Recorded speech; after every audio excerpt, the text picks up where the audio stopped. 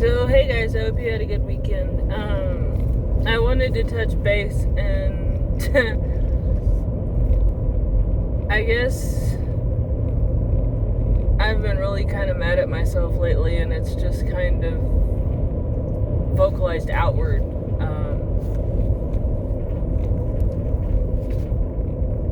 You see, I've been Chicken Little all my life. I've tried, I guess, throughout my life to show people who I was, and got rejected to where I just portrayed other people. To the point I let myself go. I found myself with the love and support of my husband, and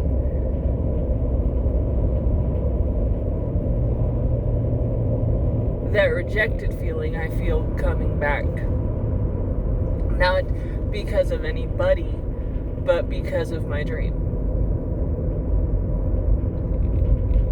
I have always allowed myself to put so much pressure on me, whether it was school, work.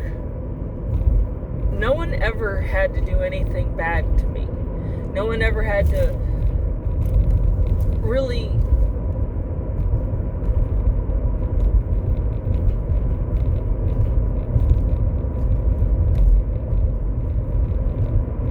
You ever have those moments where you have a fucking epiphany? I'm really getting tired of having them when I'm on camera, so to speak, because you have that long pause and you're like, what the fuck, you know? So, all my life, I've never been good enough. My hair was never good enough. My clothes were never good enough.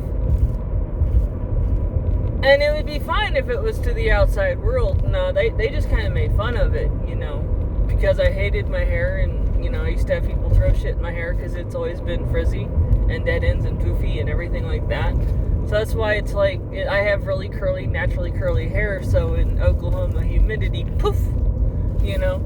So there's that. But and my clothes were always, you know, I mean, they were pretty damn good quality. Mom always shopped at J.C. Penney's, but apparently the style, because I had an older mom. My mom was 30 when she had me. She wasn't in the 20s, so she didn't really, and she was never really a fashionista type of a person. And my older sisters never really seemed to want to have anything to do with me because I was this, you know, kid, and they were, you know, by the time they were like 14 and 16, so they really didn't have anything to do with it. And when I finally did move in with my dad, and they apparently thought they were talk of the shit, cock of the walk, that even when they dressed me, I still got made fun of. And that just goes to show you, it's not the clothes and the person, it's the person in the clothes. Because if you don't walk with confidence, as my husband says, then yeah, you're going to get teased. You know, if you have someone wearing an Armani suit and has absolutely no confidence in wearing an Armani suit, then it's just gonna look stupid. If you have a person in one of those Chanel dresses or something that you see on the boardwalk, and she has absolutely no confidence in herself and thinks she's the biggest dork in the world, then it's just gonna look like a dork in a dress. And that's point. That's period. It's just, it is what it is. So it doesn't matter what they put me in or how they dressed my hair if I didn't feel it, and I never really felt it. I mean, fuck. I don't think I've ever felt beautiful until the last few years. I never really seen it until, I guess, I've actually felt it. I don't know, like, there are days where I just look in the mirror and I'm like, damn, I look good. And I've never felt that way before. I think I look at myself through my husband's eyes sometimes. But I guess my point being is, I've been going through a really rough patch, and I've been letting the stories in my mind, I guess, hit me really hard. I mean, I've never really chased anything like I've pursued this. At all. I mean, I used to The funny thing is I used to pursue guys this hard, never gotten anywhere. But my it's because I was a dork chasing a guy.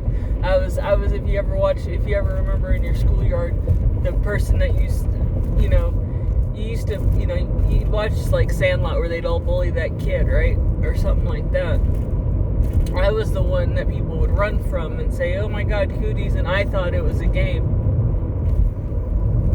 They just wanted me to go away, and I literally thought it was a game.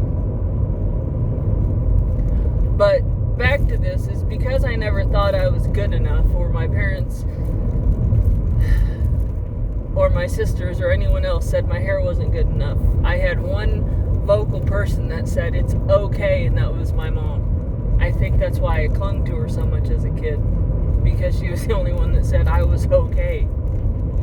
I was okay. I mean, when you don't get to hear that you're okay from anyone, then the one person in your life that says you're good enough, that you are okay, that you are special, that you are loved, one person,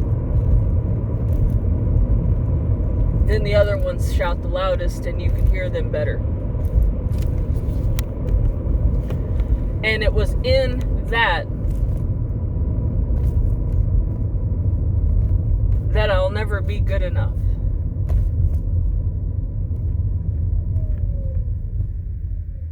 That screams the loudest to me. And I think what shocks me about this is I guess I never thought about it. My life is actually really good right now. That I don't think about those times that's like I used to. My husband taught me to stop thinking about the past. I think I stopped voicing the past. But I think there's voices that are louder. And I think I've been reading this book, listening to it, about childhood trauma and how that pretty much affects your daily life. And I get it that I've always been that nerdy kid, and that I don't think I'll be able to grow out of that. I am working on it. Oh my god, you have no idea. I am working on it, but you still feel that. And when you reach so far out of your box, like I feel like I am. I mean, no one likes retail. Like, if you talk to the people who are in it, they say they like it, but, and they might. It shocks the shit out of me if they're serious, because to me it's one of the most soul-crushing, damning things in my entire existence. And it's been that way because you don't really see too many happy people. They're always bitching, and it's in their misery that they seem happy. It's weird to me. And here I am going for something that has always been, I guess, in my own head, beyond my station. Which I feel like that you can get out from under your own station. But are you still going to be that retail clerk in another field, or are you actually going to be that person who was in retail, you know? You can take the girl out of the country, but can you really take the country out of the girl? You know, in today's world, thanks to things like the Big Bang, nerds are cool, which is funny because I still remember guys in school telling us that when you get older, nerds are popular, nerds are really cool, you really like them. And with the evolution of the internet and Bill Gates, and you know, they made them cool. But there's geeks, nerds, and then there's just the human target.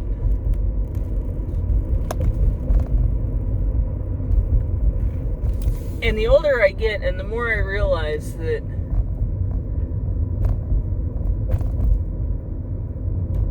you don't get out of that too easy. And, you know, people apologize to you, right? They'll, like, when you're older and they actually get it conscious and go, oh my God, I can't believe I actually tortured you when you were a kid, you know. Oh, you know, we were just joking. And you play it off as just being kids, but, I mean, the amount of hell you produce in a psyche, and then you have kids of your own, and your kids get teased or your kids get bullied, and you're amazed at this, and you realize just what that does to a person, and yet you forget what you create, what you caused for other people. It is the most. It should be the most eye-opening experience, but it's not, because they don't remember. Because it's that old saying, you don't think about it, right? You don't think of what hell or how you affect another person. You want to bring about a positive change in another human. You want to help them, and you don't want to hurt them, but you don't realize, you know, the people who get hurt can call you out by name and say, you did this. But the people that you actually help, that you actually made a difference in your life, it has to be a huge impact, or they think they came to the conclusion on their own. And I think that's the most amazing experience in the world, is because you can help someone and them not know it specifically that you helped them, but you put the bug in their ear. So you have to take a win as a win. And I keep telling myself to take the win as a win.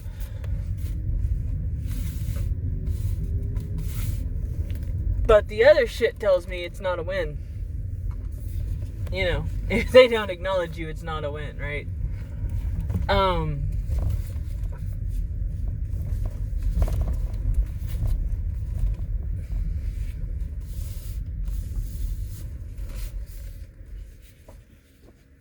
I don't know, like I said, it's just being in your head so much sucks.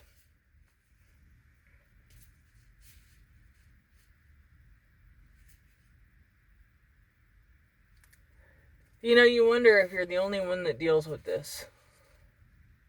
You know, logically that can't be.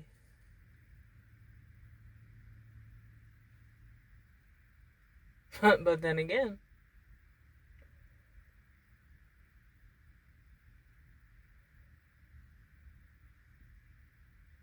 my husband says, he says, if you keep knocking yourself, you're gonna not give up the fight.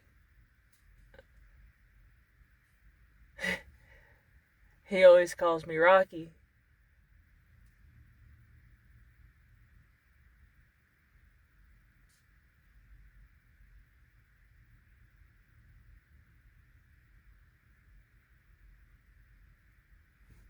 He just doesn't get I can still fight and kick my ass at the same time.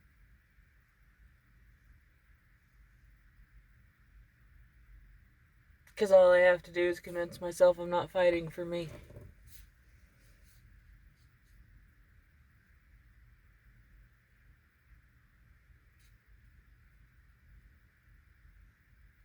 It's amazing the narrative that we tell ourselves for different reasons.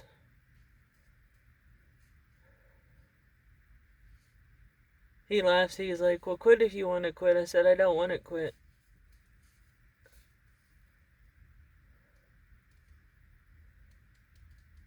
And the truth is, I don't.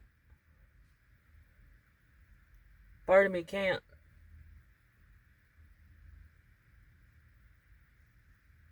And this is the part that wants to see this played out.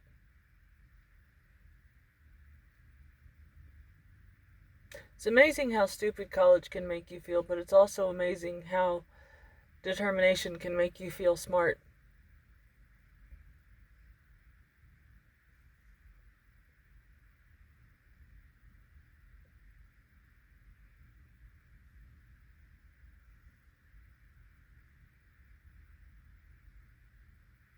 I think about quitting so many times, though, and then I see an older person who can't walk and say, God, I don't want to be that. I look at my hands and I say, I want to fix this.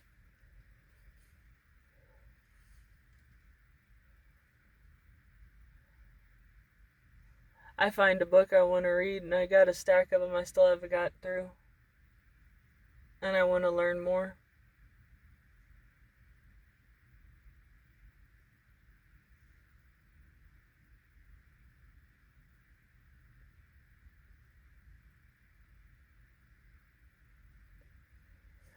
I guess the theory or the logic or whatever my point is today is that you gotta fight through.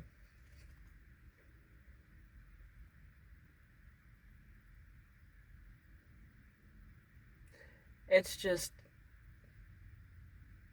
work really hard not to throw punches into the air because they land on people when you're in this darkness, when you're in a place where you can't see and you just want to scream. When you're scared. When you're stressed. Don't throw it outward, but don't throw it inward. Feel it. Tell someone if you have to.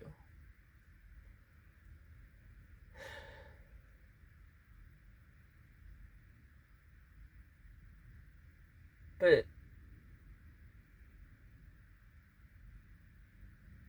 try to find your way out of it.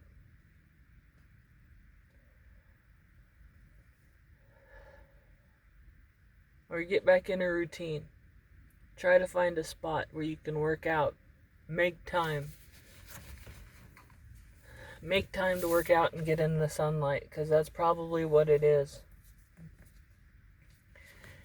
If you're like me and you have all this nervous energy, if you do not let it out in a productive way, like working out, it's going to fester up. And you'll either internalize it or you'll just blow up. So work out. Exercise isn't just about being healthy physically or looking good physically. It's about a mental thing.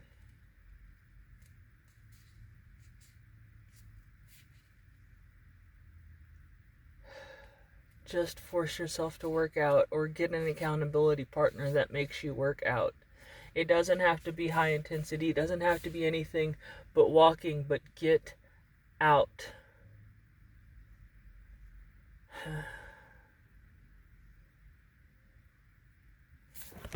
And try to have a good week. Love y'all.